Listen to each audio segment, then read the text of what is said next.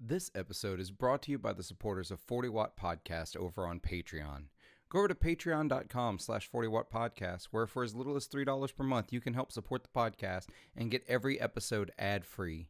For $5 a month, you'll get every episode ad-free, as well as a bonus episode every week.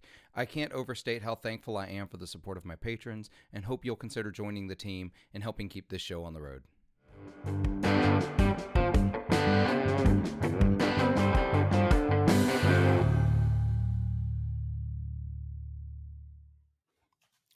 40 Watters, welcome to a new episode of 40 Watt Podcast. Doing things a little different this time. I'm actually recording the intro to the episode after recording the episode instead of live in the middle of it, so that I don't break up the conversations that we're having by having my guests sit through my spiel and all my housekeeping before we get things going. So this week, I've had a really great conversation, really genuine conversation with the CEO of the NAMM organization, John Mlynczak. That I hope I pronounced correctly this time, but I get it in the episode a couple of times. It was a good time. Had a really good chat. It was really great to get to know him. I learned a bunch of things about him and about NAMM that I didn't know. I think you're going to find the episode really interesting. And we even had a lot of fun over on the Patreon episode. We talked about his experiences playing in Louisiana, playing church music and playing wedding bands and playing down in New Orleans. And it's one of my favorite cities, so I really love to hear his musical take on the work there and the amount of work that was going on there. So I hope you enjoy this episode, but before we get started, I got to thank a few people that helped make this show happen. First of all, I want to thank sponsor of this week's episode, Barry over at Grez Guitars. Barry is making some of the coolest guitars on the planet. I say this every week, and I truly mean it. I've been spending time with my Grez Folsom lately, which is this Telly Bigsby-esque guitar that really pays homage to the earliest electric guitars. I've got one that's got a Bigsby and it's got a Telecaster bridge pickup and a Firebird neck pickup, and it's just one of the coolest guitars to play. Plays great, sounds amazing. Barry's making amazing instruments from his Mendocinos that are made with reclaimed redwood and amazing mahogany backs. Some of the most comfortable necks I've ever played, to his custom arch tops, to his Mendocino basses that he's making now, his Bass 6. He's always coming up with something new and exciting, and I love looking at the guitars he puts up over on Instagram as he makes them to send out to dealers. Y'all really should follow him over on Instagram to see the things he's doing, and call Barry. Give him a shot. Give him a shout. Order a guitar. They're really great. I think they punch way above the price point. I know they're pricey, but I promise you're getting more than you're paying for. They're incredible instruments. Also, I want to thank my Patreon supporters. Y'all make this show happen. Y'all really do keep the wheels on this bus. This week, I want to thank brand new Patreon supporter at the medium wattage $5 level, Jason McGrath. Jason, just like all of my $5 and above supporters, get the extra episode every week that this podcast goes out. They get extra content, and I really, really appreciate y'all. I'm going to wrap it up there. I think this is a really fun episode, and I hope you enjoy it. And on with the show. 40 Watters, welcome to another episode of 40 Watt Podcast. This week, I'm very excited to have as my guest on the podcast the CEO of NAMM, John Mlynczak. I've practiced There's that a little last name. hesitation. There's a nervousness. Yes, it's like Mlynczak. That's it. I actually got it right that time. Sorry, y'all. I wrote it down and everything. I promise I was trying to get that. I'm not great with names in general. I have a very boring name, and that has left me just not having to work as hard as I'd like to. I promise, John, that is by far not the worst pronunciation job of a name on this podcast I've done. It's by far not the worst of my name I've ever heard. Well, I'll take that as a compliment. So we're going to get into this. There's a lot we want to talk about. There's a lot going on. I know that a lot of my listeners, and some not so much, but a lot of them are very interested in NAMM and where it is and what's going on. But first, let's do the thing where we get to know who you are a little bit, because, everybody hears NAMM and the big organization, the big, everybody knows about NAMM. I want to hear a little more about you and your background and how you got into this. So, how did you end up doing anything in music? How did you become a musician, and how did you end up at NAMM? Well, let's see. I started, for me, it's just always been a passion of music. And I think a lot of us, we all have mentors and influencers and people who we aspire. And I grew up in a musical household. And just, as long as I can remember, my furthest memories as a kid is having a couple guitars laying around, your grandma's piano in the den, and you just always played music. And it's something I was gravitated to from a very early age. I remember being in elementary school, like music class was like everything, the most exciting 30 minutes a week we could have. And then I just remember, you get to sixth grade and you like get to pick an elective. Like there was no choice. It was music. Like I'm going to play a musical instrument. And I thought I wanted to play the drums. I'd played guitar a little, but thought drums would be cool. And then somehow, and I don't even know how this happened, but you try all the instruments in school and you end up like this trombone thing is pretty cool. And I remember I got selected for drums because apparently you had to be smart and have rhythm to play drums. I don't know what happens to drummers later, but in middle school you had to. Sorry, that was a drummer joke.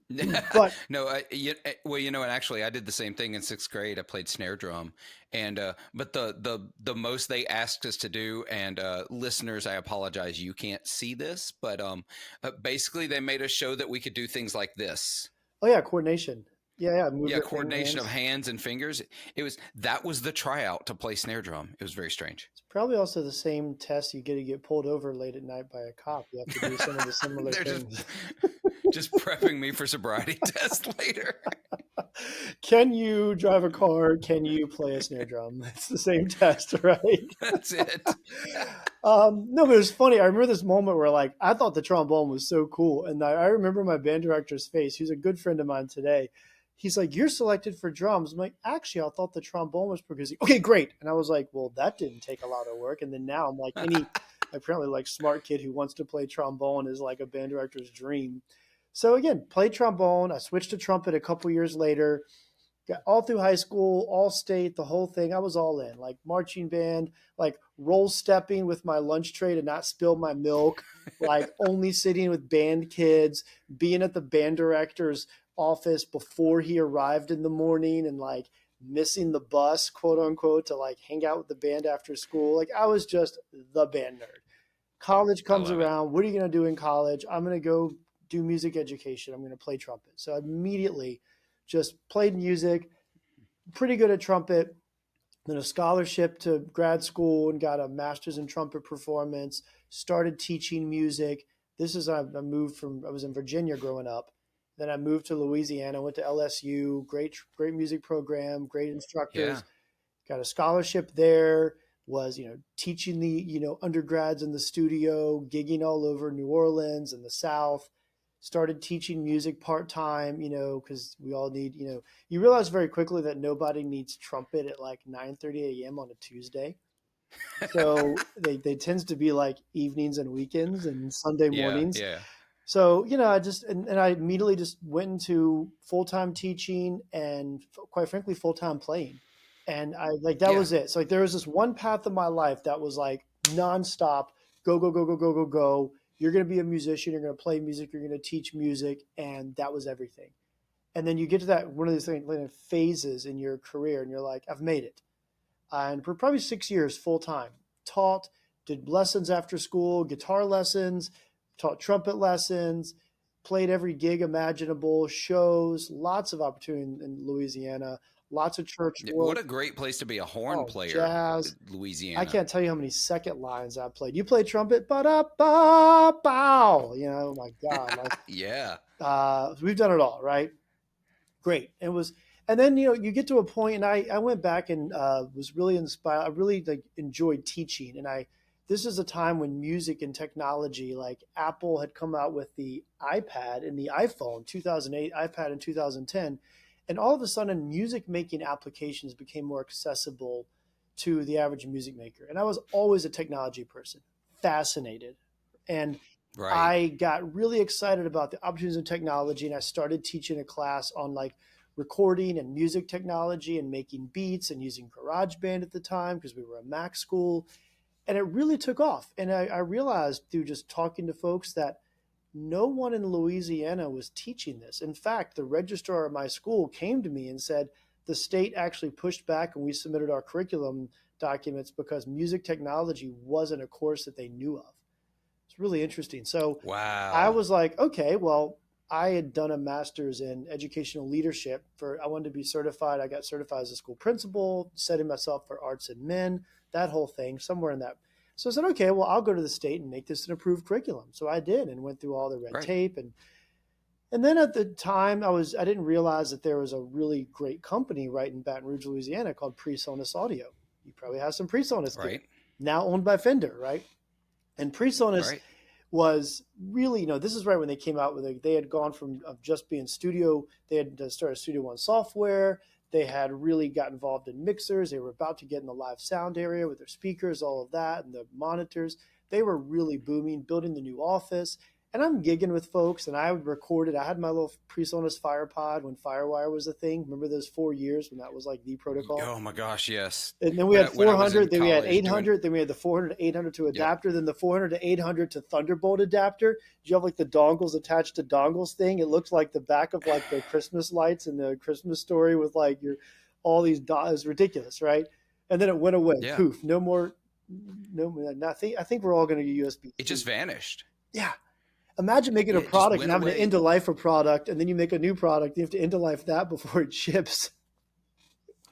Insane. I can't imagine. That's how I started when I started in college as an engineering student, audio engineering, studio engineer specifically. They were like, okay, you need to get this, and you need to have this so you can do your projects, and all of us got the M audio, like the M box that was FireWire at the time. Yes. And before we graduated, it didn't exist anymore. Didn't exist. Like gone. Oh yeah, I remember all, and this was a big time. So I had talked to the PreSonus folks. I had to get my one. I think my preamp number 7 was a little noisy, so I had to take it in for repair. And I'm like, wait, they're in Baton Rouge, like. So I start meeting folks, and all of this converged for me at a time where I walked in their office and started, going on about how I use this, but I teach students and blah blah blah, and they were really trying to get in the education market. This is when like Right. Avid and Pro Tools had like really owned the curriculum market. I was in the right place at the right time. I'd started a music tech curriculum. I used PreSonus products. I knew enough about recording, and so anyway, we ended up creating a position. I started in the music industry in 2013, January 1, with a position of education manager for PreSonus. My job was to create an education market, from sales channels to product assortments to curriculum to education, to get our products, get PreSonus products into, whether it's a school band application, a music technology course application, into SAE, into Full Sail, into Berkeley, marching band, through speakers, and we did it all over 3 years. But it was 2013. I started in PreSonus, and they said, book your flight. You're going to LA. You have to go to the NAMM show. And I said, what's the NAMM show? I don't know what this is. What's a NAMM show? They're like, Yeah. it's a really No big idea. conference. I'm like, I'm a music educator. I've been to the Midwest Band and Orchestra Clinic. I know what big conferences are. And I walked into NAMM, the NAMM show in 2013, and I was like, blown away. Like everyone's first NAMM. Like, wait, this is only one hall? Like, there's how many levels to this booth? Like, what floor do I stand on? There's a basement too? Wait, there's 4 halls, and there's a second level and a third level. And wait, there's stuff in the hotels. What's going on? This place is insane. And it was just magical. Now, I'm an educator at the time. I'm a musician, Right. played trumpet, I set up audio, I could teach. And I'm walking around and I'm like, this must be a foreign thing, this whole music industry. That's not us. I'm an educator, I'm a performer. And then I walk around and I see performers and artists everywhere. And I look at each booth and I remember thinking, wait, that person is teaching all of these people how to use this product. This is all educators. A product manager in our industry is actually an educator. I had so many thoughts and feelings in 2013. And then it was just through there, I started, distribution channel relationships with Hal Leonard through PreSonus products, got to know the folks at Hal Leonard. They were expanding. They were distributing all sorts of music technology products. Hal Leonard had acquired a music technology software company out of Boston. So I, ended up moving to Hal Leonard, all amicable, pre-sold us. We loved us. They knew it was an opportunity for Yeah. me. I went and moved to Boston, Massachusetts, ran a company called NoteFlight, which made online music notation. We integrated that into all the Hal Leonard systems. I was presenting probably 100 sessions a year at all these conferences on music and technology for educators. I was teaching college courses on music and technology. And I just, for 7 years, had grown until I was vice president of music education and technology for all of Hal Leonard globally. And all the while still going to every winter and summer NAMM, heavily invested in the NAMM Foundation. That was another thing in 2013. I'm like, this whole world exists, and it all exists to give money to a foundation to make more music makers. Like, that can't be a real thing. But it is a real thing. In fact, it's called NAMM. Yeah. And so I was going on every NAMM fly-in. I had learned a lot from the NAMM organization about how to advocate for music education. I had inserted myself as advocacy chair of the Louisiana Music Educators Association and then later the Massachusetts one with the knowledge I'd learned from NAMM. And I was just working with the team. And when this job came up, I was like, oh, this is a dream job. And then just through having lots of relationships, a lot of people encouraged me to apply. It was a very lengthy application process, committee, national search firm. I talked to a lot of people for many months, shared a lot of my passions, and through being lucky enough in the industry to have lots of mentors to learn a lot, not only being a musician and a teacher, but also having worked, in retail in high school. I worked at Mars Music, and Right. working with retailers to set up promotions, working through distribution, working in software, working in marketing, working in global relations. I have a really solid knowledge of all the areas of our industry. I knew NAMM. I had a lot of thoughts about where NAMM can go in the future and how NAMM can evolve. And it just worked out. So here I am. It's a really lengthy story. I did not expect. I'll be honest. I didn't expect the music education background, so I'm over in Mississippi. I'm actually in Starkville, Mississippi, where Mississippi State Okay, University yeah. is. And you having been at LSU, you have a clue where that is. SEC, the whole nine yards. I've got lots of friends that went to school down there, and maybe after we're done recording, we'll see if you know some of the folks I know down in Baton Rouge making music. Um, so you get to NAMM, and so the year you got this position, what year was that? So I've been in this role. I officially took over as CEO and president of NAMM May 1st of 2023, last year. Okay. So awesome. So you come on board. You're coming out of a, let's be honest, pretty dark period for music brick and mortar retailers, live music, big gatherings like NAMM. In my own profession, in my day job, most of my listeners know that I'm a librarian in my day job, and I go to national conferences like the American Library Association conference. Not all the time. It's a little not really meant for smaller libraries like me, but that's another ball game. Um, and so I went to my first ever NAMM. Was the summer NAMM of 21, Ooh. and we're just gonna mention that. We're just gonna It's leave. funny. Don't We don't let even that go. talk about that one anymore. Yeah. I only talk about it in the exact way I just talked about it, where I just mention it. But then I went to the January NAMM in 2023, in 24. Sorry, this past January, my first NAMM ever. And so I'm really interested in your take, someone who's been going to NAMMs now for over 10 years. Um, how do we feel? Because I, like a lot of players, watched your live stream with Josh Scott over on the JHS channel.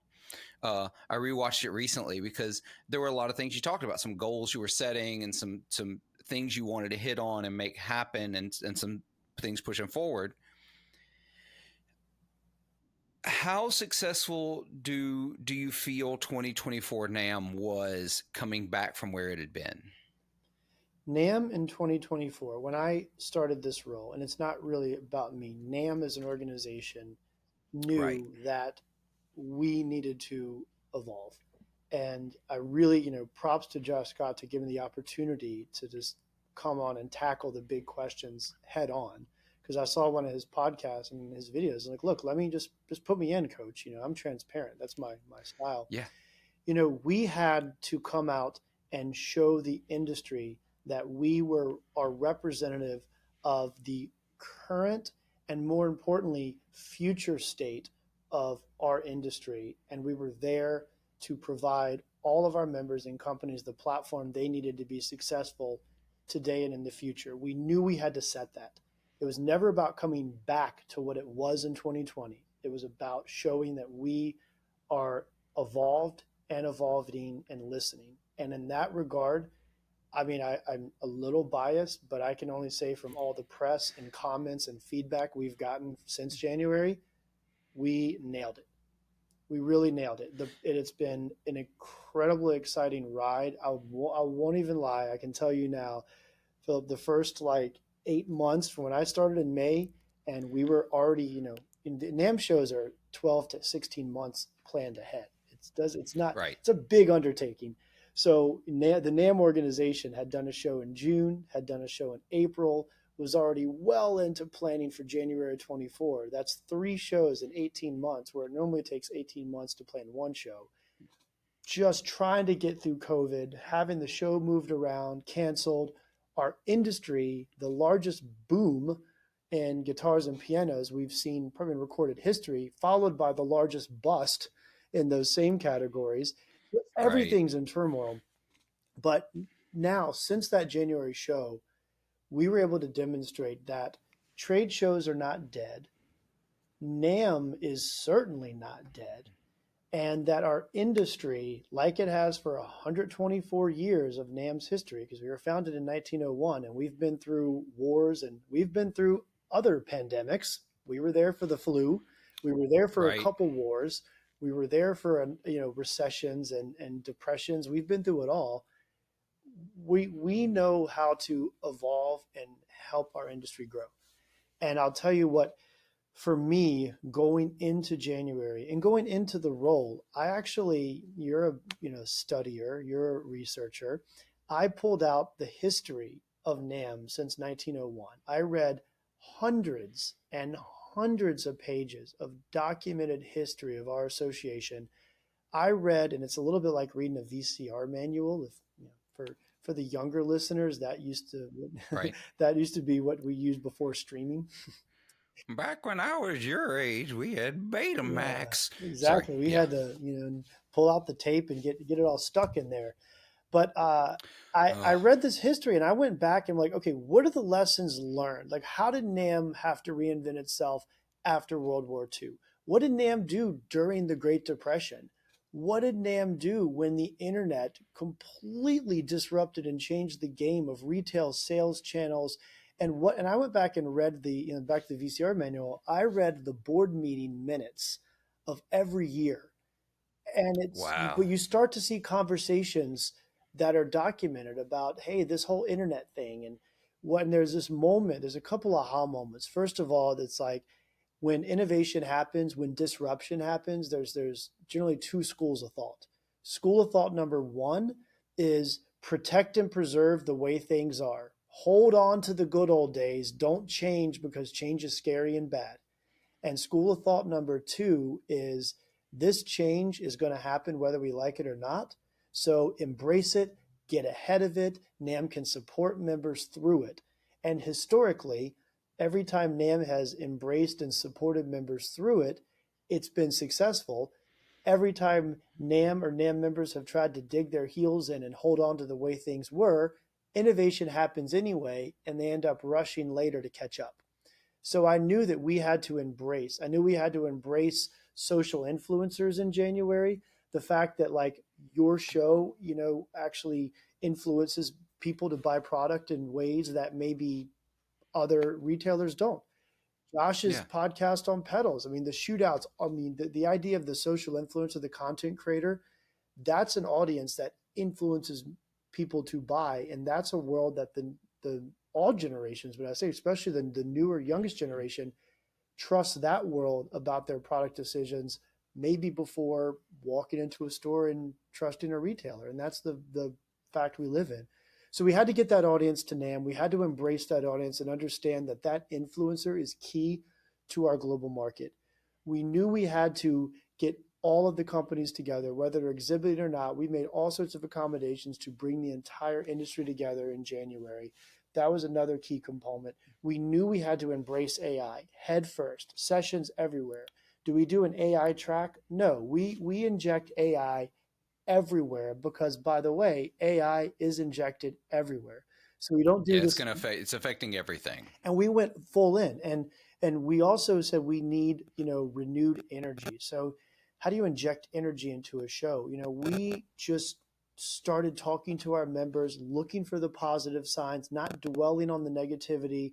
We all know the challenges. We don't come together as an industry to you know belabor the challenges. We come together to find the new opportunities. So we created talking points. All of our media presence, our communications with exhibitors, our sessions. It was very strategic about we have to embrace the opportunities.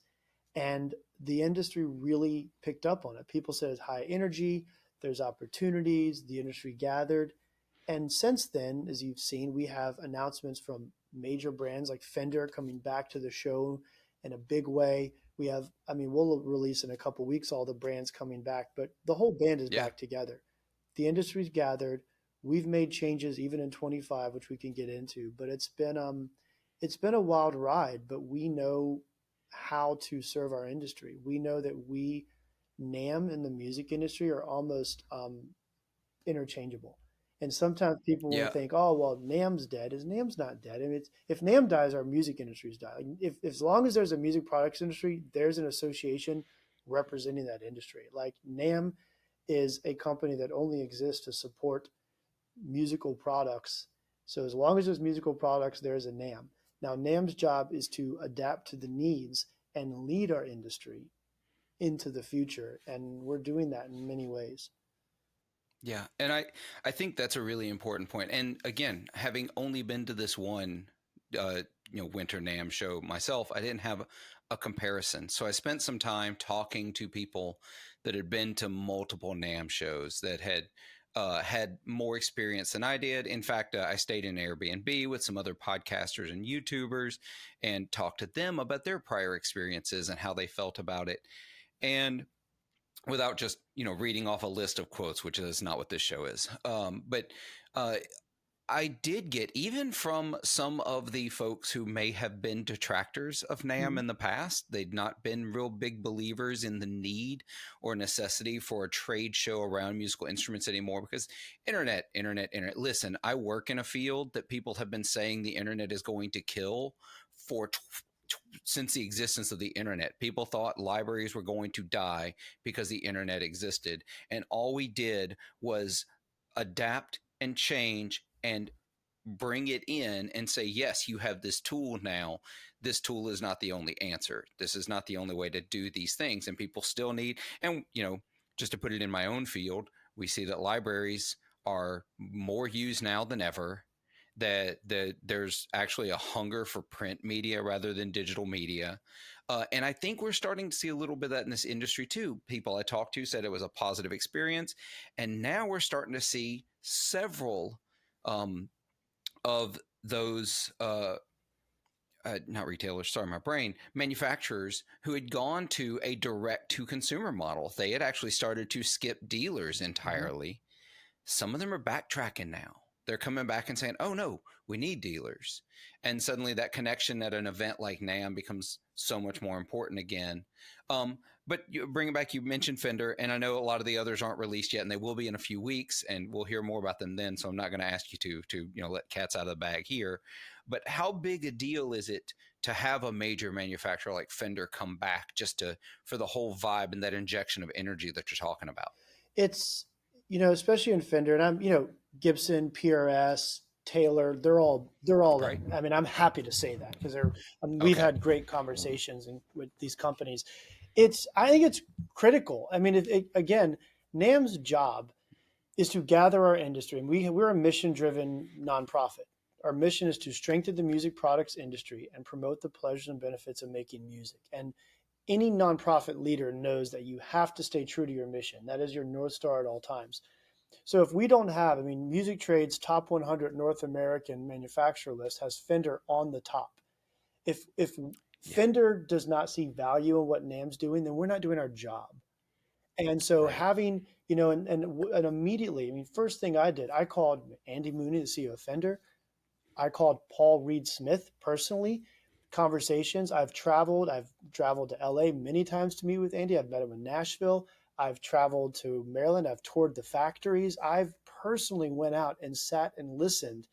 And speaking of is in person dead, internet, what matters the most is not the 30-minute Zoom meeting, but me flying and seeing the factory and sitting down for lunch. Me going up to LA, visiting Fender, having meals. That there's nothing more powerful than sitting with someone and saying, "What is your business?" And the conversations we have are actually really deep into the business needs, opportunities, and struggles of these companies. I think people don't think. I'll talk more about what NAMM does year round because we're not just a trade show. And Right. but through those conversations, we together said, well, what do you need from a trade show in the future? What does the NAMM show do in the future? Because you don't need to move, show products to retailers and have them order for the whole year because there's online buying portals, there's product launches. We can do all that. But the value of face to face, the value of gathering all the dealers, yes, manufacturers fly in their biggest dealers and treat them well. I'd love, if you're a rep for Guitar Center or Sweetwater, you probably get to go to all these manufacturers and get treated very, very great right now. Or Tomon, we know that that's, Yeah. but at the same time, there's a long tail of brick and mortar retailers and folks that we see at the NAMM show. Not only that, the international distributors, these are all global companies. And so what a Fender and a PRS and all these companies can see at NAMM is their Latin American distributors, their European, their Japanese partners, their partners in China, their partners all over the world. NAMM is the global gathering, and you can see everyone in one place. And everyone knows that you go to NAMM with opportunities that you know exist, but you leave with opportunities that you didn't know existed until you were in the same place at the same time. And there's that sort of catalyst of magic. And we know that's the power of what we do. I have had this conversation with people many times about industries are on paper they look like these big faceless nameless entities that coordinate and work together. They aren't. It's all relationship driven, and you don't build relationships through text and emails and half-hour Zoom meetings. It's getting together, sitting down, having a real conversation, interacting on a real human level. And I tell this to sellers all the time when I talk about, when just to get in the business side of things, when I start inviting people onto this podcast and trying to bring people onto this podcast, I sometimes run into people who don't understand maybe the reason. Like, why would I go on a podcast? I'm already selling things. I'm like, yeah, your company's selling things. People know your company name. People don't know you. Yeah. I'm here to tell your story. I'm here to make you a person to the people who maybe like your products or maybe never heard of your products, because companies make things, but people buy from people, and building those relationships are so important. And trade shows like NAMM are where those things happen. And Yes. to that end, let's talk about, like you talked about, NAMM isn't just a trade show. It's a member organization. It's a nonprofit. And one of those things I want to talk about that you're doing, but let's talk about all the other things that NAMM is doing, because I'm really curious, and I got more than one question about this when I asked people. What's the future of Summer NAMM? This podcast is supported in part by Stringjoy Strings. I'm a snob, at least that's what people tell me. I'm never okay with good enough, and that's where Stringjoy Strings come in. They're better than good enough. They're the best. Stringjoy are making some of the finest strings available today right up the road from me in Nashville, Tennessee. They offer custom sets, balanced tension, coated strings, the works. If you need it, they can probably make it happen. You should be using Stringjoy Strings, and if you're going to order from them, you really could help this podcast out by clicking the affiliate link down in the description or show notes below. You get amazing strings, I get a little bit of that back to help the show keep going. It's a win-win situation. Get your Stringjoy Strings today. Oh, good question. Just to respond to a couple things you mentioned, Sure. we came out in January in my opening address, and we really did. We spent months like, what do we say to the industry? Like, all eyes are watching. Who is this guy? How do I say his last name? What is name going to be? Like, talk about a high pressure moment on that Thursday morning address. But one of the biggest zingers that we really wanted to put in is that we are not in the music products industry. We are in the music people industry. It is the Yeah. people, is gathering the people that matter. And that's what we really know. And that drives everything we do. And so let's talk about Summer NAMM. We have an event next week. Well, for those listening, depending on when you're listening, it's July 17th and 18th in Nashville called Yeah. NAMM Next. We know, and the pandemic was a catalyst for a lot of things. The pandemic overall, not just the music industry, I think for everyone, the pandemic exposed more problems than it created, and it accelerated solutions that were needed in a lot of ways. So we already had online buying portals. We already had these behaviors. It accelerated a lot. And I think in a lot of ways, the traditional trade show model needed rethinking. And a lot of trade shows that were just for-profit trade shows actually didn't survive the pandemic. And you can see this in some of the gaming industry, or quite frankly, Music Messe in Germany, the biggest competitor to the NAMM show. I mean, that show does not exist anymore. The NAMM show is the Wow. global show. And we believe strongly from in NAMM that we are always an association first. We put on a trade show that helps our members succeed in their businesses. We don't put on a trade show to drive profits. And that changes the way we think. And it also means that we talk to our members deeply. We don't sell to them, we serve them. We serve, not sell. And in those conversations, a trade show is funded majority by the manufacturers exhibiting. Then you have registration revenue, then you have sponsorships, but any trade show model, it's about those manufacturers exhibiting. When we talk to our companies and where they are in their business right now, the overwhelming consensus is that we as manufacturers do not want to have to exhibit twice a year. We don't need it. Right. We don't need to show, we don't need to do an expensive booth and send all our staff and all of this twice a year because we don't need to show all the product twice a year. We need it once a year. And then what we also need is we need the entire world to gather. Summer NAMM was always a fraction of the size of Winter NAMM. Winter NAMM was tracking 100,000 plus people. Summer NAMM was tracking 15,000, just to get that sense. So quick math, 15% of the size. But Summer Yeah. NAMM was really important for the Nashville market, the US market. Summer NAMM didn't have as much international, et cetera. When we really surveyed, we realized that we need one global show, one global NAMM show in the winter. But then we said, well, then there's a hole. How do we engage our members in between shows? So the board had been talking for many years, and there had been this really rising need for professional development and leadership training for the businesses in our industry. If you look at other industries, their association puts on conferences that are solely about professional development and growth of the business, maybe in Yep. addition to a trade show. We as a music products industry have never had this. So out of this, we came up with NAMM Next. NAMM Next is a different brand. It is not the NAMM show. We call it an event, but it's a conference or a summit where it's 2 days of bringing together companies, manufacturers, retailers, distributors, all in the same room, focused on how to grow their businesses. And the concept is we get businesses together, CEOs and emerging leaders together in the same room, and we bring in speakers from outside our industry. And we think about our industry as a whole. How do we as a music products industry grow and compete for the same customer against other industries?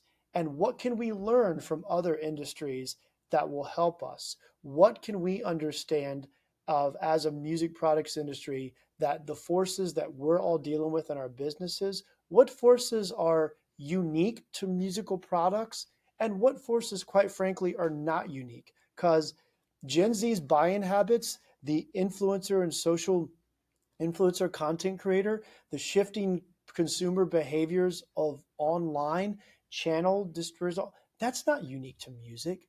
That's every purchasing industry is dealing with that. You look at the amount of malls Yes. closing and you get specialty shops. You look at fashion. I could walk into a Boss store. I like to wear Boss clothes. You can walk into maybe a Gap. You can walk into a J. Cole. You can walk into a so you can see you go to an area. These specialty shops are surviving, but big, the big super. I'm not trying to be respectful of brands. We look like a J.C. Penney Sure. or a Sears, where like a big Gone. department store, a little bit of everything. That model's dead. Specialty Yeah. shops survive. Big boxes online, specialty is local. Well, guess what? Look what's happening to the music industry, the music products industry. And I have a lot of respect for Guitar Center's new CEO Gabe. He put out a great interview in Music Inc. where he said this. He's like, Guitar Center needs to be specialty and high end. We need to be the shop for musicians. We're not going to be the big box serve all. He put that out there in a very bold way. I have a lot of respect for that because I think He he's did. dead on. He's obviously a very smart guy, and so that's. Yeah. But you see, so like NAMM Next for us is the NAMM show is absolutely the global gathering, the trade show that everyone needs in the way everyone needed. We highlight the products, we get media, the world gathers, the entire supply chain, all of that's great. NAMM Next is a new opportunity for us to gather businesses without the need to set up a booth and have meetings all day, to focus on how do we have our biggest companies be able to grow their business, not only to make our industry more successful, but recognize that we are competing for that customer that's going to buy that second, third, or fourth guitar or play music. Who are they? They're educated, they're motivated, they're passionate, they have dispensable income. Well, what is that customer also looking at? Golf, fitness, cycling, more vacations, upgrade to the house, new watch, nicer car, blah, blah, blah, blah, blah. There's all these other options available. And so we have to realize that we as an industry are need to be deeply passionate and work together to make sure that all of our practices, whether it's marketing or media or and most importantly service, is about serving the customer and keeping them as a musician, because you become a golfer, you become a runner, you become a Right. musician, you invest your life, your time, your money, you choose to do music, and you're taking that time away from your family, from other hobbies. And we as an industry sometimes, I believe, get too focused on the day to day, that what job is an association? We know what our companies do, we know what we can do, but we also think about what can only NAMM do. And we feel like we as an association can be the ones to pull together outside the industry speakers with inside the industry expertise in an event like NAMM Next to help our companies think and accelerate their growth. And so next week in Nashville, we'll have over 100 companies, manufacturers and retailers, pretty much 50-50 split. We'll have executives from Guitar Center, we'll have executives from Thomann, we'll have executives from Fender and Gibson and everyone in between, all in the room focused on growing our industry. And it's brand new. And as you can tell from my voice, I'm just deeply passionate and excited about this new offering. Yeah, I think this is great. I think it's the kind of thing um, in a past life. Before I got into libraries, actually, the thing that drove me back to school to finish my degree in music, I was in bar and restaurant Mm-hmm. management. And then after I went back to college, got a degree in music because somehow I thought that would keep me out of bars and restaurants. That did not how that worked. Um, I ended up in libraries, but there's been several times in my life where I've done some independent consulting with restaurants. And the independent consulting I have done is you do not want me planning your menu or your bar, but what I can do is I'm pretty good at bookkeeping and I'm good at budgeting and I'm good at basic business, what I think of as basic business practice, marketing, branding, those kinds of things. And I've helped restaurants brand, get their books in order, get their budgets in place. And my mind is boggled when I realize how many restaurateurs have no idea how to do those things. They were great in a kitchen and then they ended up starting a restaurant and then had no idea what they were doing. And I have to imagine, just from a lot of the, especially the builders and store owners that I know, a lot of them got into this the same way, into the music industry. They don't have that basic business background of marketing and branding, and don't know how to even price their product. I like the idea that there's an educational outlet for brands and retailers to, let's come together. And I guarantee with something like NAMM Next, what's going to end up happening is, as good as the sessions are, there's going to be just as much education happening at the hotel bar, sitting around talking with your peers and your colleagues and learning from them and the things they're doing. And it feels like, actually, it feels like a much better opportunity to connect than, say, the big trade show, because the big trade show is, it's chaos. It's a lot of people in a space. You hit it. You hit it right on. I love the analogy of like people who are good cooks might not be good restaurant managers and owners. They're not. Another big area. I mean, NAMM is an association. We have member services and we do education on, and a big piece of this is career development. We know with lots of data that a lot of people that work in our industry were musicians first and fell into a marketing job later. They learned marketing as a musician. So yeah, the opportunity to have that type of education at NAMM Next, but also so much of what we do at the NAMM show, especially on the retail side through NAMM U, we're expanding, year-round NAMM U sessions. And as we contract partners to help put on content at the NAMM show now, we're also contracting them year-round to say, you'll put on these sessions at the NAMM show, but you're going to do 3 webinars throughout the year as an extension, because we're trying to use the NAMM show, or not trying to, we are using it as a kick off the year in January, but keep the momentum going year round. And that's another one of our commitment. But you're absolutely right that professional development to help companies thrive is essential. I love that analogy. Yeah. They've got to be able to understand how to do those things. And I think it's really important because, being a guitarist, and a lot of the people I talk to on a pretty much daily basis at this point are pedal makers, and they're small pedal makers. And right now they're a hard draw. These small builders, especially, having a really hard time figuring out where their place and the way they view it is a thing like NAMM as a whole. And what they really mean is a place for us at a giant trade show. And that's what they're really saying. And I think, and what I hope, what it sounds like we're hearing, and I really genuinely hope that's the case, that some of them start to see, oh, NAMM isn't just this trade show where I get to go and try to make connections, and maybe it works, maybe it doesn't. But being a member of NAMM can bring me these opportunities to grow my business in a way that isn't necessarily paying a whole bunch of money to set up a booth. And we're going to talk about noise here in a minute. You can't talk about the NAMM show and never talk about the noise, but we're going to get it under there. 85. Yeah, I know. PTSD about some shows I've played where they walk around with dB meters. But there is a value to just being a member, even if you don't exhibit at the trade show in January. And for some of the smaller companies, it's maybe more value in the stuff that isn't the trade show. Yeah, I'm so glad you teed that up. So we think of ourselves in 3 business units: the NAMM show, member services, and the NAMM Foundation.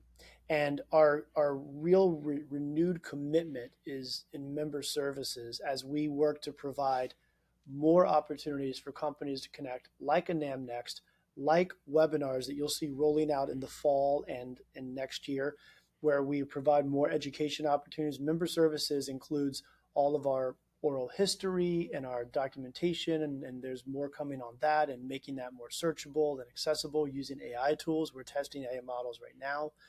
NAMM University content on the web year-round, more opportunities with NAMM young professionals.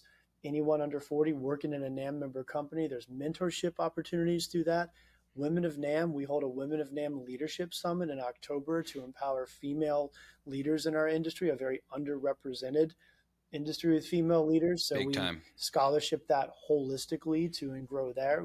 So we have all these other opportunities. So absolutely, anyone in this business should be a NAMM member, whether or not you go to the trade show. Membership in NAMM actually supports not only your company, but again, we're a nonprofit. the more membership dues, the more members we have, the more we do for members. That's absolutely true. We get more members, we provide more services because we are a nonprofit in that regard. And so we have so much more opportunity we can provide.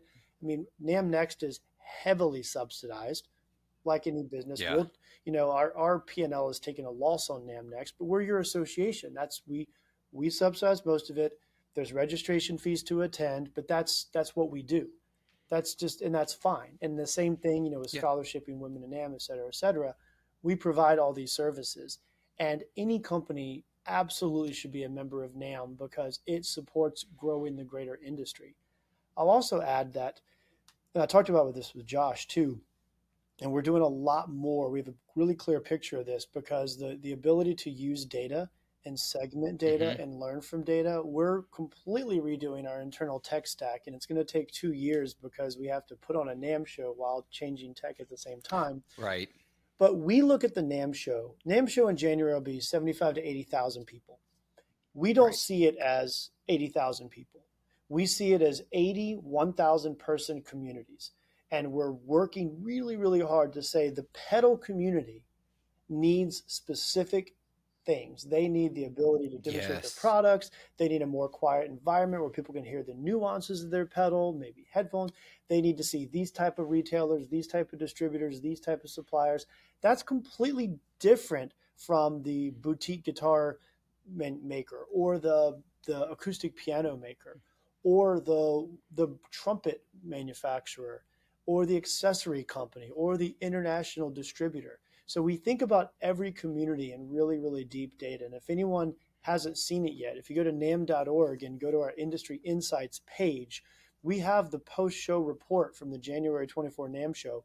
We actually break down in multiple graphs in detail the percentage of attendance of every community and who every community surveyed who they want to see and who every community said they wanted to see them. You'll see just pages and pages of data because the data we're collecting to drive our business, we gave it out to members because we believe we're in the music products industry, not the nuclear codes industry. So our job as an association is to collect data and provide it to our members to help them make better decisions. So if you go to NAMM.org and you go over to I think it's membership and industry insights, you can download these really robust reports and you'll see how serious we are about this initiative. I really appreciate. So I did some exploring on the website today and yesterday in preparation for our conversation, and for the first time, maybe ever, I'm assuming it's been there before. I just didn't find it because you hear conversations about the price of booths and the price of things. And as someone who has planned some professional conferences, and in particular, I served for multiple years as the chairperson for an exhibits hall for retailers at a conference, at a state conference and a national conference. And I appreciated that I found that page that has those prices listed and that information. You can get that information. It's not secret. I like that you're throwing this data out there so that people can see it and make better decisions, and that there's not some secret agenda going on. And I think a lot of people love their cloak and dagger, and they love their conspiracy theory, and they love pretending like organizations have this ulterior motive. But as a nonprofit, and as someone who's worked with nonprofits for a long time, when you talk about you're subsidizing things like NAMM Next, because the price of whatever ticket price people paid to come to that event, which I didn't look up what it was, but whatever it is they're paying, that's not covering the whole event. Member dues are subsidizing that because it's a service to the members. It's just an additional way to make sure it happens for the ticket pricing. And I really love this view of community. And that is even just within the guitar sphere, staying in, I'm going to stay in my wheelhouse because we get into other things. I walked over to, I'm trying to remember exactly. There were several times when I walked into a different part of the NAMM show, and I was like, I am in Maybe a the foreign Pro Audio, country. the AC, the North Hall with all the commercial audio and Pro Audio stuff. Yeah, that was a whole space. But then I wandered. Once I got into World Instruments, I was like, I know nothing over here. I don't. Anyway, community. so Guitar Sphere, it's a great community. I wish I You did. I even really just wish you I even did. just illustrated the fact that you realize that the setup of the NAMM show is around communities because it's not random, right? Like you wandered into a space Right. that was an entire community. We do that very intentionally. Yeah, and I love that, and I like that y'all are recognizing. And even though everyone's not happy yet with how fast change comes, because change doesn't always happen fast when you're a big organization. As Amy Grant once said, it takes a lot of time to turn the Titanic around. I think I paraphrased those lyrics. Um, Guitar pedals even very different atmosphere needed than say guitar amplifiers Right. or guitars themselves. I remember, and I'm not going to name the name of booths, I'm not going to call out any builders because I want them on this podcast, to be honest. But there were a few booths this year that were unnecessarily they were taking more than their fair share of the cacophonous Yeah, the that they noise. could We're gonna. handle. I'll be very honest with you, and I've of course, I'll talk to. We talk to members. You ask anyone on my Yeah. team, what does John say the most that drives me crazy that I have to hear 1,000 times? Talk to a member. Talk to a member. Talk to a member. I say it all the time. If we have a meeting internally and we've gone around the table twice and all said our opinion and we're stuck, I say just talk to members. Talk to members. Yeah. So trust me, we've heard about the noise. We really need to double down this year. And this year Yeah. we have we actually launched it yesterday because we're kicking off the cycle of the next NAMM show. We have a dedicated exhibitor communication newsletter that gives them all the details going up, and they're going to start to see information about noise. We're going to be very serious about noise. We are going to have more patrols out there, more yellow vests, more decibel meters. I mean, the only way we can do it is really police it. And we're Yeah. going to have to be really serious about it. And, like we're an association of a lot of people. You're never going to make everyone happy. And we are going to have to, Never. ask some companies to really quiet it down, but we have to do the right for everyone. And it's always a balance, but I promise you we're taking it very seriously. And you're going to see a lot more And noise police this year. I'm sympathetic because as someone who likes, I am what I refer to as the eldest millennial. I'm literally on the very edge of that. What year can I? Yeah, Yeah, same. 80, late 80. I was born in December of 80, so I'm Okay. like right there on that cusp of 80 to 81. Whatever hard year. I have theories on this. I've done studies on generational psychology. I won't go into them now, but I don't think there's a hard number year that marks a millennial. I think there's a range and there's a couple of Yeah. factors. Neither here nor there. That's not what people come to this podcast to listen to, so I won't go there.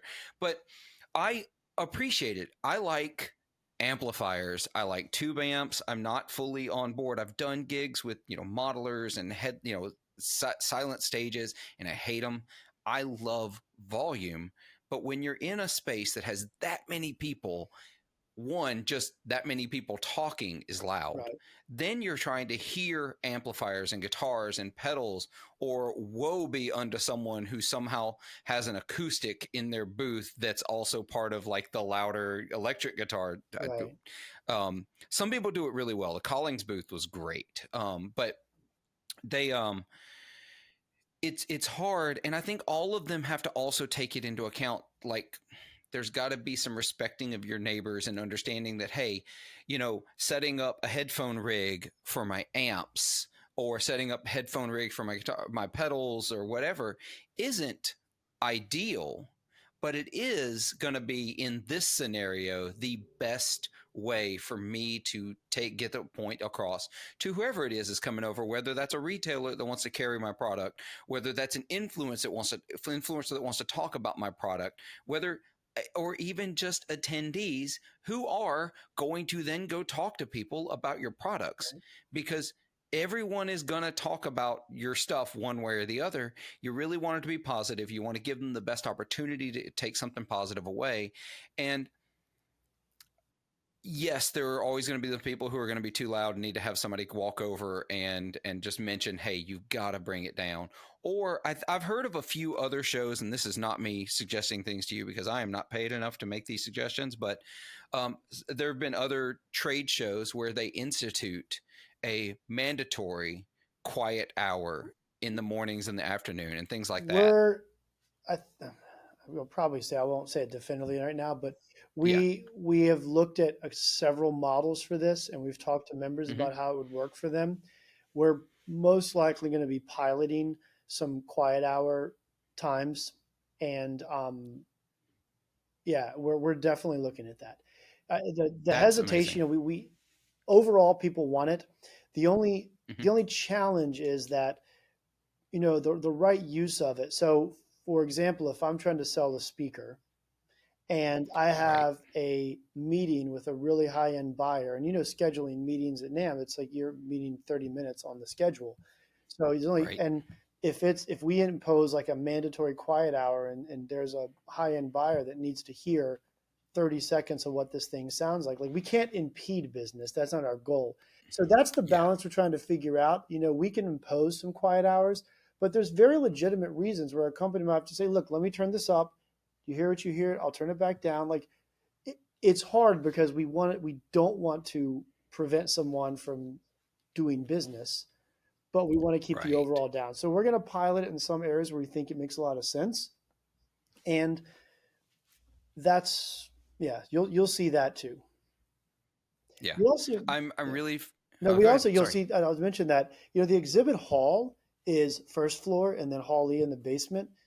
But Right. also we have some opportunities too. So like Hall E, we're in the basement hall. If you haven't been to NAMM before, it's a little shorter ceiling. It's a level below the main hall, but we're doing more in that hall to have that'll be a quieter area, especially because there's a Hmm. lower ceiling. It is a basement, so it has a little more noise, gets a little louder in there.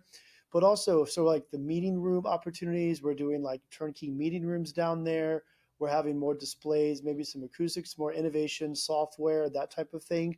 So we're using spaces effectively. But the second and third floor of the convention center is almost going to be exclusively product. We'll have some education sessions, but the desire for companies to set up a demo room on the second and third floor. Like Fender will be on the third floor. They'll have, four Right. ballrooms. Yamaha's up on the third floor. We have a lot of companies that control their space effectively so that they can provide the right customer experience in their own way outside of the exhibit hall. So it's not just the first floor exhibit hall. The entire convention center is a product demo, and we're running out of space actually to provide these kind of rooms. And pro audio speakers get a lot of these because look, it's powder coated, it has a black grill. That's great. They all do, right? Like, what does it sound like? You don't Right. sell speakers based on look at this coating, it's pretty sure is pretty. You have to demo it. So these demo room experiences are a lot more popular now, and you'll see those Yeah. experiences across the show. Yeah.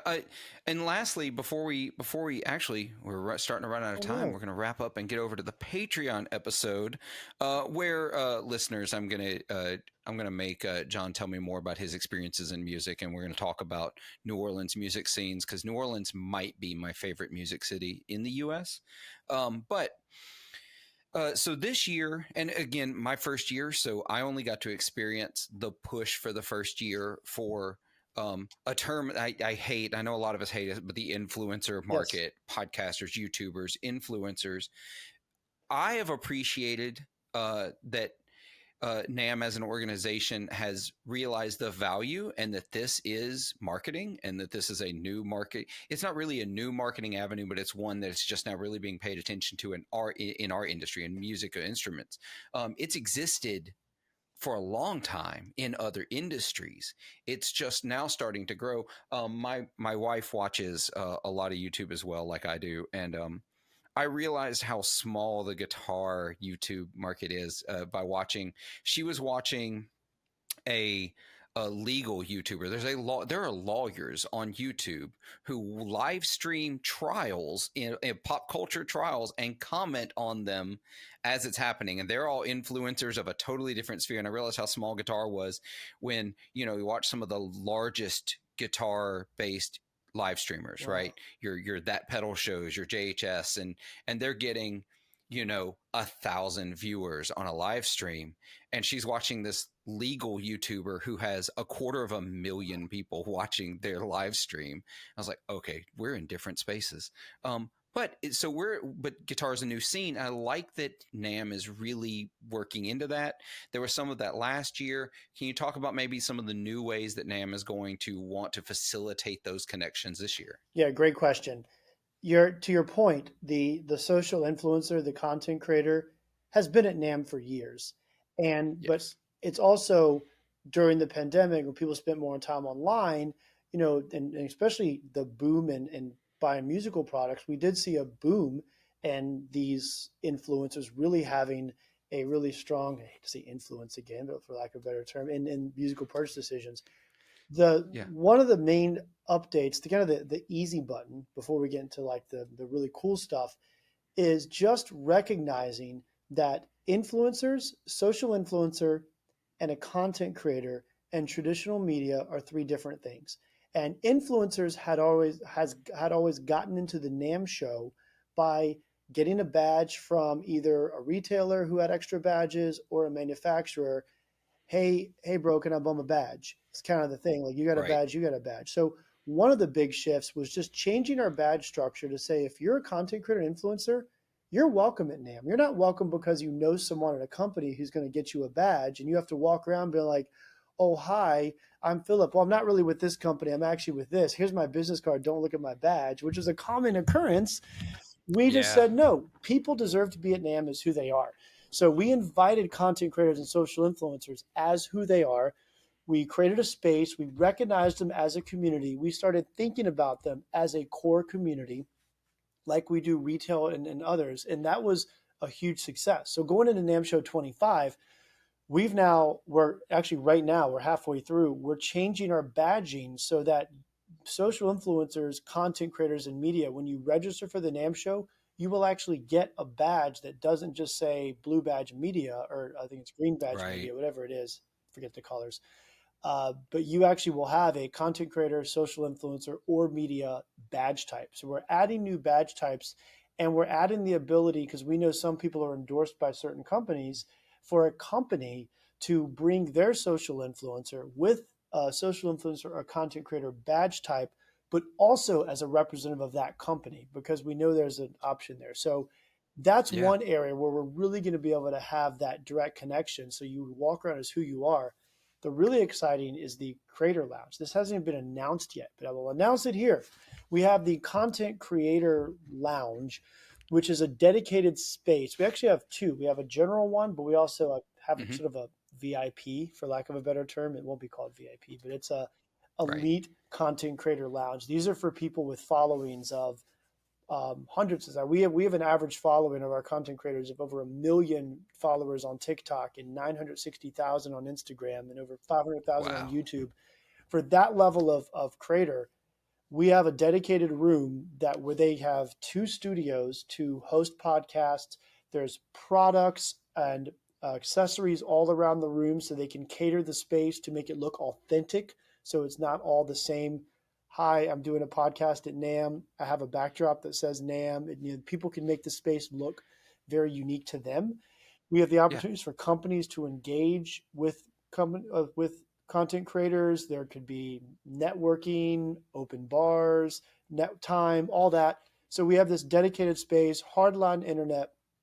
We've talked to our creators, we've talked to the companies that really embrace creators and influencers, and we're creating a comfortable space where people can do their best work that's authentic to them and engage with companies in an authentic way and have access to gear and studios to immediately create content and get it out. Because at the NAMM show, you want to create content and get it out in your channel within seconds. And we have that opportunity in addition to our media center, in addition to a secondary creator space. It's really going to be exciting. That's spectacular because I did see, I had several friends who were at NAMM, and this past one, I made an active, I made some content at NAMM. It was kind of hard, the volume.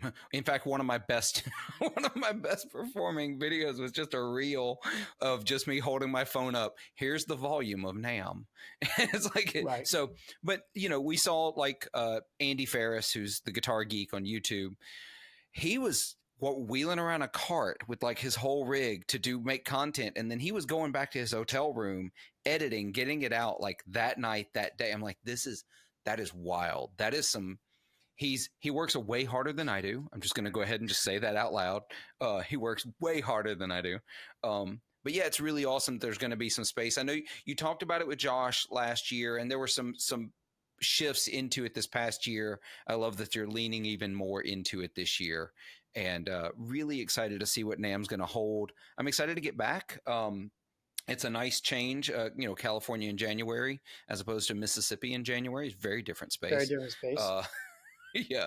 So, well, listeners, I appreciate y'all hanging out. John, thanks for coming on the show and talking about all the things NAMM related. Anytime, my friend. It's been a really, really authentic conversation, which I really appreciate. And thank you for letting us talk about what we do. And again, we want to see your audience at the NAMM show. So look at NAMM show 2025 in January. We have, again, badging. There's an individual membership now, which we didn't even get into. You can join NAMM if you're a front of house engineer, if you're a repair tech, a luthier, an educator. Anyone working in the music products industry can now join NAMM as an individual member and attend NAMM as an individual member of NAMM. So if you're not working for a member company, but you deserve to be at NAMM, you'll be able to register for NAMM. Registration opens August 28th. That's awesome. I'm so excited. Listeners, we're going to head over to Patreon. You can go over, you know the drill, patreon.com/40watt podcast. No, I've already covered that. You heard that in a clip before this episode because I recorded it separately this week, which is, I know, different. I'm sorry, y'all. I threw y'all for a loop. Things change, trying to make everything better around here. In the meantime, y'all remember, be good to yourselves, be kind to each other, and make some noise.